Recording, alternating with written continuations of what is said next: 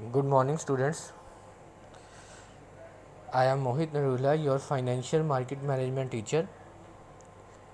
How are you, students? Hope you all are well and enjoying the sound health. Today, I have come up with one more video of FM. The topic is financial planning. In this topic, we are going to cover the meaning of financial planning, then the differentiation between needs and wants, the steps in financial planning. Now let's begin our video. Our very first topic is financial planning. Now dear students, what financial planning actually is? Financial planning is deciding in advance our financial needs and resources related to future. It brings the gap between where we are financially standing and where we want to be in future.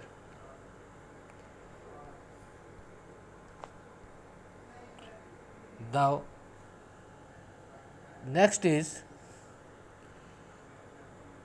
moreover, financial planning is the process of defining goals, developing a plan to achieve them, and putting the same plan into action. It is a blueprint for handling all aspects of our money, including how to spend, how to save, and how to invest. The next topic is differentiation between needs and wants. This question is very important from examination point of view. Now, what are needs? Needs are our basic amenities of life. These are something which are mandatory for our life. As our body needs blood, as you can say, blood plays a role in our body, so these basic amenities of life like food, clothing and shelter plays also the same role. On the other hand, wants are not that necessary. It only adds to our standard of living, our quality of living. Needs are always limited. Needs are always limited, whereas wants are unlimited. As I told you, needs are the heart and soul of life, whereas wants depicts our status, our standard of living. If we closely monitor these needs and wants, the best example for need is, you can say, a fan. Fan is a need. AC is a want. Cycle is a need. Car is a want. Because suppose we want to travel to some distance, we can't go by walking. We need some vehicle, some conveyance to reach that particular place. Cycle can fulfill that goal. Car can also fulfill that goal, but car is simply a part of our standard of living. It is adding to our status. Then next, the steps which are involved in financial planning. There are basically 5 steps that are involved in financial planning. These are, first of all, is setting up of goals. Goals are very important. First, we have to need to set up the goals. Secondly, analyzing of information. Then creating a plan. After creating, next thing is implementing the plan. And then last but not the least, that is monitoring and modifying the plan. Now let's begin with setting up of goals first. The goals should be very specific. They must be clearly defined. Until and unless if each one of us, if we are not certain, if we are not specific about our goals, then how can we achieve our goals?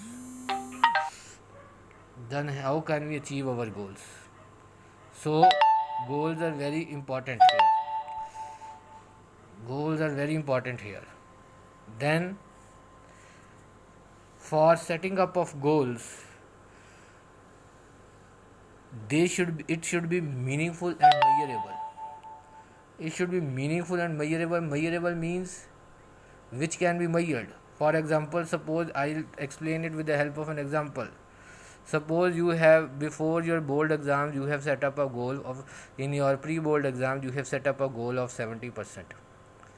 Now if you will score 69% or if you will score 71%, now you can easily measure that whether you have achieved your goal, whether you have gone beyond the goal which you have set up, or you have remained par for the goal which you have set up.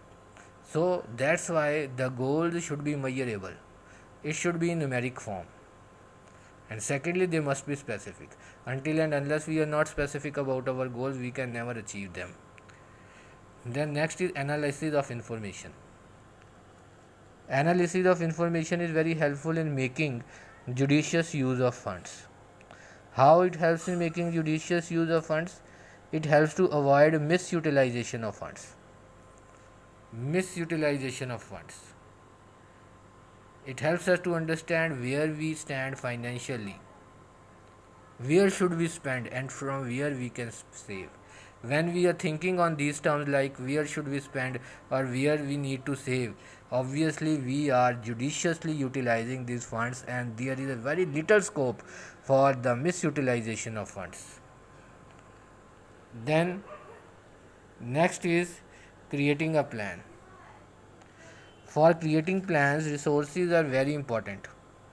Plans should be created keeping in mind our resources. Once the information is available, we can match our resources with goals. The key is to make sure that you should have enough funds to achieve your goals. And for that, achieving that goal, you need to save your money regularly. Then next is implementing the plan. After creating the plan, the fourth step is for its implementation. Implementation means giving reality to our goals. Simply setting up the goal and actually achieving that goal, there is a wide difference between these two terms. Goal can be set up by anyone, but its implementation, its realization is that much challenging. Then next is modifying and monitoring the plan. Modifying and monitoring the plan, here feedback plays an important role.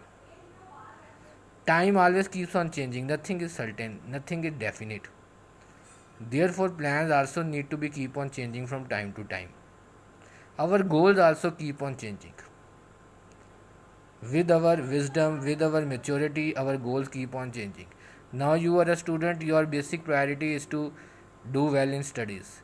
Once you will start earning, or you will be in some line where, or you want to start some business or want to do any kind of a job, then your priorities will change. So there should always be modification and monitoring of the plan. We keep on adding something to our goals, and never shy to keep revising the plan, because revision of plan is very important, because the situation keeps on changing. So we have to revise the plan as per the situation demands. Next, our topic is differentiation between attainable and non-attainable goals. Now, as the name suggests, attainable goals mean simple. The goals which can be attained, which can be obtained, which are feasible, which are possible to achieve. On the other hand, non-attainable goals are those which are not possible to achieve, which are not feasible. Something just a kid who can but just set a goal. Okay, I have to achieve. I want to become a doctor. Simply setting up a goal that I want to become a doctor does not serve the purpose. We have to put all our synergy to achieve that goal. It is of course attainable goal, but it becomes non-attainable when we are not putting the same energy, the same enthusiasm to achieve that goal. The goal can be both attainable as well as non-attainable. Attainable when we are putting the focus, when we are putting energy in our us, and the same goal becomes non-attainable when we are not that much serious to achieve it. For example, attainable goal. When we are talking about attainable goal, now suppose a person whose monthly salary is rupees 20,000, and he has set up a goal to purchase a motorbike, and he is saving 2000 rupees per month to purchase that motorbike in 5 years. So this is obviously attainable because his monthly salary is 20,000 and he's saving rupees 2000 every month. And when if he will keep on saving the same amount for the next 5 years, obviously he will be able to attain his goal. On the other hand, suppose the salary of a person is 12,000 and he is saving rupees only 1,000 to attain the same goal of purchasing a bike in a year is something not feasible. Because even if we keep on saving 1,000 per month, we will not be able to purchase the bike in a year. There it was 5 years, here it is only 1 year. So it will not be possible to purchase a bike with the same salary in a year. So these are the topics which we have to cover in this chapter, financial planning. First is financial planning, then the basic differentiation between needs and wants, then steps involved in financial planning and attainable and non-attainable goals. This is prescribed in your syllabus about financial planning. So you must go through this video and try to give me the feedback. You are free to call me anytime if you have any sort of queries. If you find any sort of problem or the topic which you have not understood, you can contact me anytime. I will be obliged for this. Thanks. Have a good day.